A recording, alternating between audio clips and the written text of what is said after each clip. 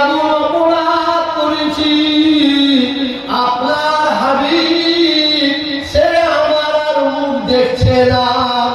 আমার আল্লাহ আমি কি এমন অপরাধ করেছি আপনার হাবিব আমার হাতে কিছু খাচ্ছে না। আমার আল্লাহ আমি কি এমন অপরাধ করেছি আপনার হাবিব আয়েশা ঘরে ঢুকছে না। আল্লাহ আমি অন্যায় করেছি না করি না, আমি ভুল করেছি না করি না, কেউ জানুক আর না জানুক আল্লাহ আপনি জানেন। সুবহানাল্লাহ।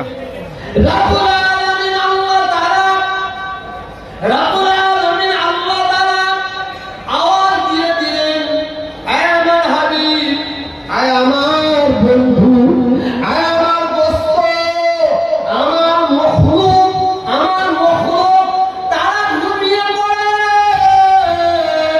আপনার কি জানা নয় আমি আল্লাহ ঘুমাই না।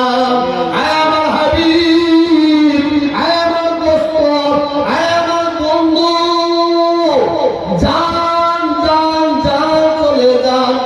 আপনার আহলিয়া আপনার স্ত্রীর উপরে যে তহমত তোলা হয়েছে মিথ্যা মিথ্যা মিথ্যা, আমি আল্লাহ সাক্ষী দিয়ে বলছি আপনার স্ত্রী আয়েশা নির্দোষ।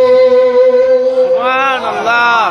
জোরে বলো সুবহানাল্লাহ। জোরে বলো। সুবহানাল্লাহ। মুনাফিকদের অবস্থা বুঝতে পারছেন? মা আয়েশার কাছে হযরত ওসমান গনি রাদিয়াল্লাহু তাআলা আনহুকে শহীদ করার জন্য বছর পর বছর বিরান করছে, সাকসেস হতে পারে না, সাকসেস হতে পারে না। আমার বক্তব্য শুনছেন তো? সকালে শুনছেন? হ্যাঁ, শুনছি। শুনছেন? নবীর দাঁত ভেঙে দিয়ে বলুন সুবহানাল্লাহ।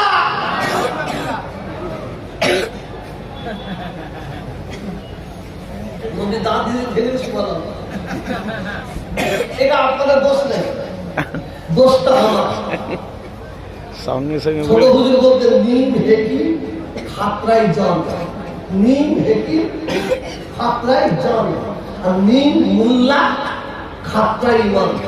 ছোটখাটো হেকিকে পাল্লায় করলে বাবা জান যাওয়ার সম্ভাবনা বেশি, আর ছোটখাটো মনীষা করলে বললে ইমান যাওয়ার সম্ভাবনা বেশি। ঠিক ছোটখাটো মনীষা আমাদের এখানে বললাম আল্লাহ নবী দাম ভেঙে দিয়ে সময় এইভাবেই ইমান আসুন সময়। আমি এখানে ওয়াজ করার উদ্দেশ্য করেছি, আমি দোয়া নেওয়ার উদ্দেশ্য দিয়েছি। আমরা সবাইকে একটা উদ্দেশ্যটা কি করবো? হ্যাঁ দোয়া দোয়া। তো পীরের দরবারে এসেছে, আল্লাহ মাহবুব বান্দার দরবারে এসেছেন, শহীদানের দরবারে এসেছেন, কিছু নিয়ে যান। এরকম বিরিয়ানি অনেক পাওয়া যাবে, ঘরে তৈরি করে খাওয়া যাবে, ঈদের দরবার সব জায়গায় পাওয়া যাবে।